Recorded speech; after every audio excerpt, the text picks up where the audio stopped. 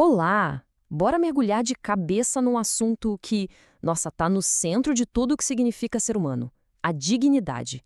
Mas olha, a gente vai bem além daquela definição de dicionário, tá?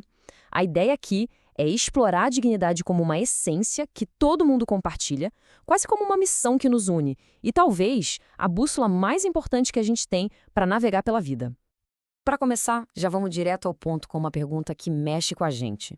Dignidade é uma coisa que a gente conquista, que a gente merece por algum feito, ou será que é algo que a gente simplesmente é, só por existir?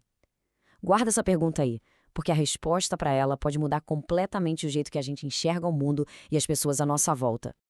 Certo, nossa primeira parada, vamos desvendar a essência da dignidade. E já adianto, não é uma coisa só não. É como se fosse uma força com duas faces. Uma que está aí, moldando nossa sociedade, e outra, bem mais profunda, que mora dentro de cada um de nós.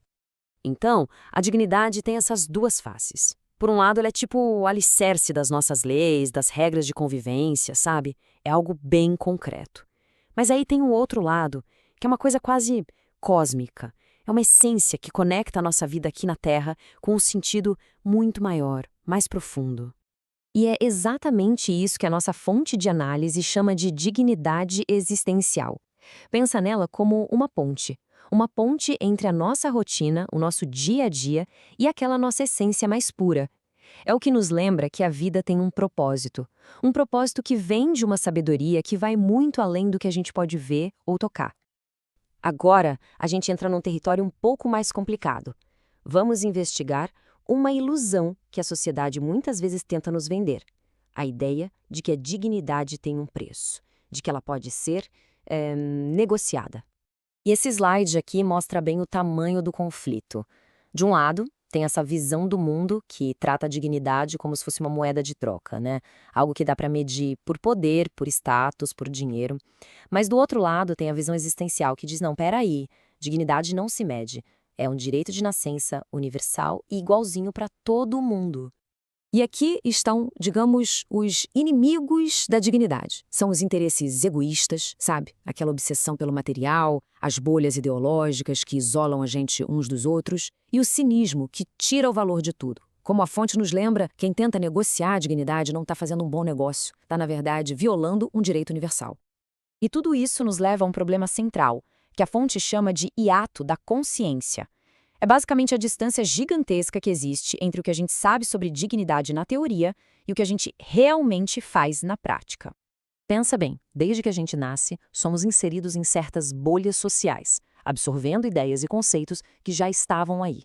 E como o material aponta, muitas vezes essas ideias não foram criadas para promover a paz ou o respeito, não, mas sim para manter as coisas exatamente como elas estão.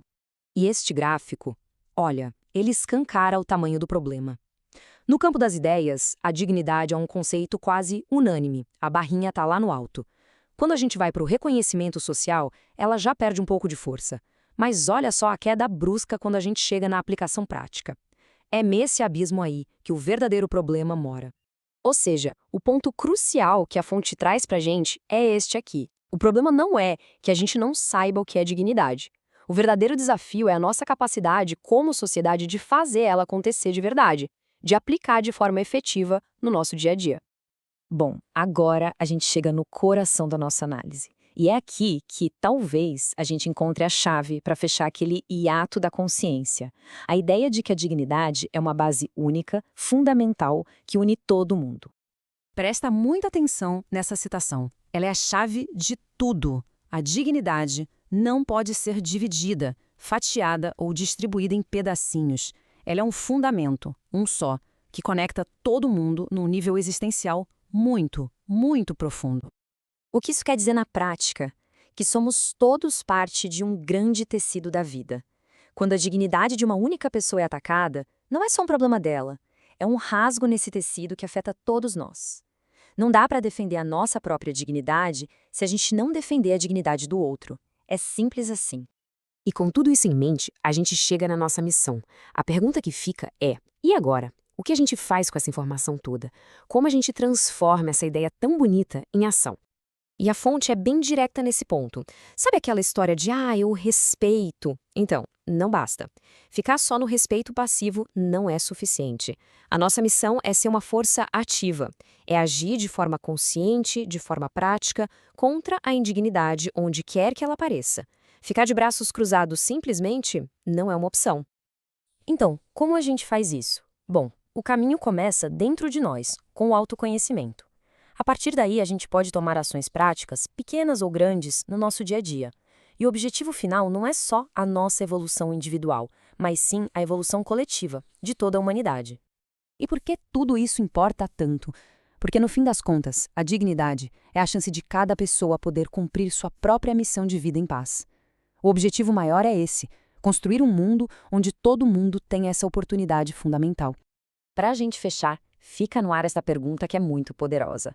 Não seria também nossa missão ir até aqueles lugares onde a dignidade está presa, seja pelo conformismo, pelo cinismo, por interesses pequenos, e lutar para libertá-la?